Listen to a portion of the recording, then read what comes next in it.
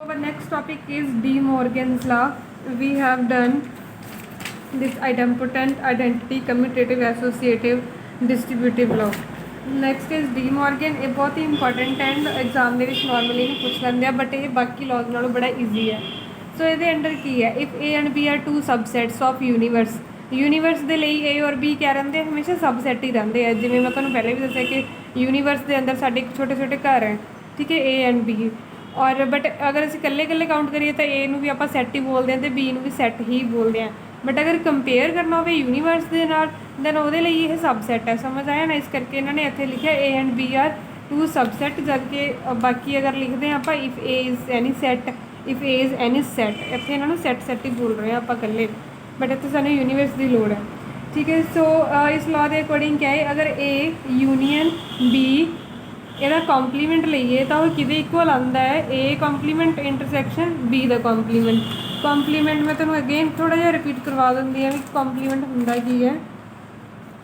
Like ਇੱਥੇ ਮੈਂ ਤੁਹਾਨੂੰ ਦੱਸਿਆ ਸੀ ਕੰਪਲੀਮੈਂਟ ਆਫ ਅ ਸੈੱਟ, ਆ ਸਾਰਾ ਤੁਹਾਡਾ ਯੂਨੀਵਰਸ ਹੈ, ਉਹਦੇ ਅੰਦਰ ਇਹ ਸੈੱਟ A ਹੈ, ਠੀਕ ਹੈ। ਤਾਂ A ਦਾ ਕੰਪਲੀਮੈਂਟ ਸਾਰੇ ਕਿਹੜੇ A ਦੇ ਕੰਪਲੀਮੈਂਟ ਦੇ ਵਿੱਚ ਕਿਹੜੇ ਐਲੀਮੈਂਟਸ ਆਣੇ ਆ, ਜਿਹੜੇ ਬਾਹਰ ਵਾਲੇ ਹੈ। ਜਿਵੇਂ ਆ ਐਗਜ਼ਾਮਪਲ ਹੈ 2 4 6 8 10, ਇਹ ਯੂਨੀਵਰਸ ਦੇ ਐਲੀਮੈਂਟ ਹੈ, A ਦੇ ਐਲੀਮੈਂਟ ਹੈਗਾ 4 8। ਅਗਰ ਅਸੀਂ ਲਈਏ A ਦਾ ਕੰਪਲੀਮੈਂਟ ਤਾਂ A ਦੇ ਆਹ ਵਾਲੇ ਐਲੀਮੈਂਟ ਛੱਡ ਕੇ ਬਾਕੀ ਜਿਹੜੇ ਐਲੀਮੈਂਟ ਆ ਉਹਦਾ ਕੰਪਲੀਮੈਂਟ ਬਣ ਜਾਂਦੇ ਆ। ਲਾਈਕ 4 ਐਂਡ 8 ਨੂੰ ਆਪਾਂ ਛੱਡਾਂਗੇ, 4 ਛੱਡਿਆ 8 ਛੱਡਿਆ 2 6 ਐਂਡ 10, ਇਹ ਹੋ ਗਿਆ ਉਹਦਾ complement. Okay, so now look at hair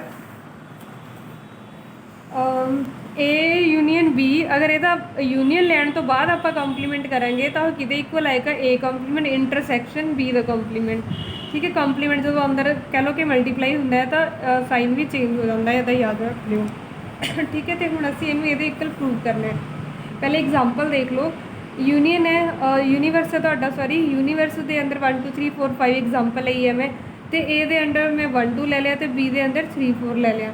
ਮੈਂ ਇਹਨਾਂ ਦੋਨਾਂ ਦਾ ਯੂਨੀਅਨ ਲੈਣਾ ਹੈ। ਯੂਨੀਅਨ ਦਾ ਮਤਲਬ ਹੁੰਦਾ ਕਿ ਅਸੀਂ ਐਲੀਮੈਂਟ ਕੰਬਾਈਨ ਕਰਨੇ ਆ, ਠੀਕ ਹੈ। ਐਂਡ ਔਰ ਆਪਰੇਸ਼ਨ ਇਹ ਕਿ ਅਸੀਂ ਐਲੀਮੈਂਟ ਸਾਰੇ ਹੀ ਲਿਖਣੇ ਆ, ਠੀਕ ਹੈ। ਅਤੇ A ਯੂਨੀਅਨ B 1 2 3 4 ਕੰਬਾਈਨ ਕਰ ਲਏ, 1 2 ਐਂਡ 3 4 ਕੰਬਾਈਨ ਹੋ ਗਏ।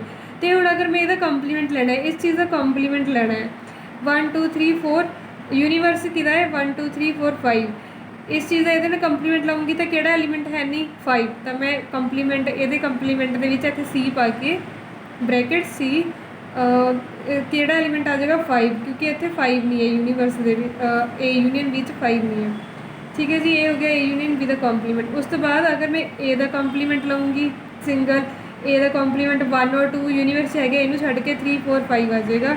B ਦਾ ਕੰਪਲੀਮੈਂਟ ਲੈਣਾ ਹੈ 3 4 ਛੱਡੂਗੀ, 3 4 ਛੱਡੂਗੀ 1 2 ਐਂਡ 5 ਆ ਜਾਏਗਾ, 1 2 ਐਂਡ 5। ਹੁਣ ਇਹਨਾਂ ਦੋਨਾਂ ਦਾ ਇੰਟਰਸੈਕਸ਼ਨ ਲੈ ਕੇ ਇੰਟਰਸੈਕਸ਼ਨ ਲਾਉਂਗੀ ਤਾਂ ਉਹ ਕਿਹਦੇ ਇਕੁਅਲ ਹੈ, A ਕੰਪਲੀਮੈਂਟ ਦਾ ਇੰਟਰਸੈਕਸ਼ਨ ਮਤਲਬ ਇਸ ਸੈੱਟ ਦਾ ਅਤੇ ਇਸ ਸੈੱਟ ਦਾ ਇੰਟਰਸੈਕਸ਼ਨ ਲੈਣਾ ਹੈ। A ਲਿਖ ਲਿਆ, ਇੰਟਰਸੈਕਸ਼ਨ ਪਾ ਲਿਆ, ਅਤੇ B ਕੰਪਲੀਮੈਂਟ ਲਿਖ ਲਿਆ। ਇੰਟਰਸੈਕਸ਼ਨ 'ਚ ਅਸੀਂ ਕੋਮਨ ਐਲੀਮੈਂਟ ਲੈਂਦੇ ਹਾਂ ਅਤੇ ਇਹਨਾਂ ਦੋਨਾਂ ਦੇ ਵਿੱਚ ਕਿਹੜਾ ਕੋਮਨ ਹੈ 5, ਠੀਕ ਹੈ। ਇੱਥੇ 5 ਲਿਖ ਲਿਆ। ਲਿਖਣ ਦਾ ਤਰੀਕਾ again I'm saying equal to ਪਾਉਣਾ ਹੈ ਅਤੇ ਇੱਥੇ ਬ੍ਰੈਕਟਸ ਕਰਲੀ ਬ੍ਰੈਕਟਸ ਪਾਉਣੀ ਹੈ। ਅਤੇ ਹੁਣ ਦੇਖੋ ਇਹ ਇਹਦੇ ਇਕੁਅਲ ਹੈ। ਅਗਰ ਅਸੀਂ A ਯੂਨੀਅਨ B ਲੈ ਕੇ ਉਹਦਾ ਕੰਪਲੀਮੈਂਟ ਲਈਏ ਅਤੇ ਅਗਰ A compliment intersection B compliment ਲਈਏ ਤਾਂ ਦੋਨੋਂ ਕਿਆ ਚੀਜ਼ ਆਉਂਦੀ ਹੈ, ਸੇਮ ਆਉਂਦੀ ਹੈ। ਜਦ ਤੁਸੀਂ ਇਹ ਦੋਨੋਂ ਪ੍ਰੂਵ ਕਰਨੀ ਹੈ, ਠੀਕ ਹੈ। ਪਹਿਲੇ ਤੁਸੀਂ ਆਹ ਚੀਜ਼ ਨੂੰ ਆਪਾਂ ਓਪਨ ਕਰਕੇ ਲਿਖਦੇ ਹਾਂ ਲੈਫਟ ਹੈਂਡ ਸਾਈਡ ਨੂੰ, ਅਤੇ ਕਰਦੇ ਕਰਦੇ ਇਹਨੂੰ ਆਪਾਂ ਰਾਈਟ ਦੇ ਵਿੱਚ ਕਨਵਰਟ ਕਰ ਦਿੰਦੇ ਹਾਂ, ਠੀਕ ਹੈ। A ਯੂਨੀਅਨ B ਹੈ, ਉਹਦਾ ਕੰਪਲੀਮੈਂਟ ਹੁਣ ਆਪਾਂ ਕਿਆ ਲਿਖਾਂਗੇ, X ਹੈ ਜਿਹੜਾ ਕੋਈ ਐਲੀਮੈਂਟ ਹੈ ਜਿਹੜਾ X ਸੱਚ ਦੈਟ X ਬਿਲੋਂਗਸ ਟੂ, ਇਹਨੂੰ ਬਿਲੋਂਗ ਕਰਦਾ ਹੋਏਗਾ X, ਠੀਕ ਹੈ। ਉਸ ਤੋਂ ਬਾਅਦ ਬਟ X ਕਿਹਨੂੰ ਨਹੀਂ ਬਿਲੋਂਗ ਕਰਦਾ, ਜਦੋਂ ਅਸੀਂ ਕੰਪਲੀਮੈਂਟ ਹਟਾਉਣਾ ਹੈ ਤਾਂ ਡਜ਼ ਨਾਟ ਬਿਲੋਂਗ ਟੂ ਲਗਾਉਣਾ ਹੈ। ਕੰਪਲੀਮੈਂਟ ਹਟਾਇਆ ਅਤੇ ਡਜ਼ ਨਾਟ ਬਿਲੋਂਗ ਟੂ ਲਗਾਉਣਾ ਹੈ ਲਾਈਨ ਪਾ ਕੇ, ਠੀਕ ਹੈ। ਅਗਰ X ਹੈ ਜਿਹੜਾ ਇਹਨੂੰ ਬਿਲੋਂਗ ਕਰ ਰਿਹਾ ਬਟ ਕੰਪਲੀਮੈਂਟ ਹਟਾਵਾਂਗੇ ਅਤੇ ਇੱਥੇ does not belong to this, ਇਹਨੂੰ ਓਪਨ ਕਰਕੇ ਲਿਖਾਂਗੇ X does not belong to A and this is for the end, X does not belong to A, this is not for end, but ਅਸੀਂ ਨੂੰ convert ਕਰਾਂਗੇ ਕਿਉਂਕਿ ਇੱਥੇ does not ਲੱਗਿਆ ਹੋਇਆ ਹੈ। X does not belong to A and X does not belong to B, X belongs to, ਅਗਰ does not ਹਟਾਵਾਂਗੇ ਤਾਂ ਕੰਪਲੀਮੈਂਟ ਆਏਗਾ, ਕੰਪਲੀਮੈਂਟ ਹਟਾਵਾਂਗੇ ਤਾਂ does not belong to ਆਏਗਾ, ਠੀਕ ਹੈ। ਹੁਣ ਇੱਥੇ does not belong to A ਮਤਲਬ ਬਿਲੋਂਗ ਕਰਦਾ ਹੈ ਇਹਦੇ ਕੰਪਲੀਮੈਂਟ ਨੂੰ, X does not belong to B but belong करता है बी दे कॉम्पलीमेंट नूं। ठीक है, इत्थे एंड ऑपरेशन क्योंकि साडा जिहड़ा आंसर है असीं उहनूं this is for the and intersection मैं तुहानूं कहा था कि याद रख लिओ ऐदा इंटरसैक्शन आ चीज़ हुंदी है तो लाइन लगावांगे तो एंड बन जाएगा। ठीक है, सानूं आंसर इस फॉर्म दे विच चाहीदा है एंड क्योंकि और सैकेंड जदों असीं डज नॉट लगा रहे तो इस करके असीं एंड लगा रहे इत्थे। ठीक है, डज नॉट हटाया तो अगेन आई एम सेइंग उस तो बाद x belongs to A complement and का सिंबल लगाता एंड इंटरसैक्शन बी कॉम्पलीमेंट तो उस तो बाद इन्हों सिंपलीफाई करके लिखता सिर्फ आ चीज़ A complement intersection B complement right hand side दे प्रूव हो गया।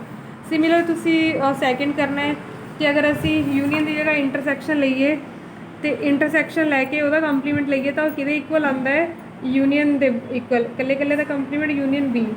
ठीक है, x belongs to A intersection B complement than x such that x does not complement हटावांगे तो डज नॉट आ जाएगा। एक्स है जोड़ा इनू बिलोंग करता है बट किनू नहीं करता ए इंटरसैक्शन बी नू।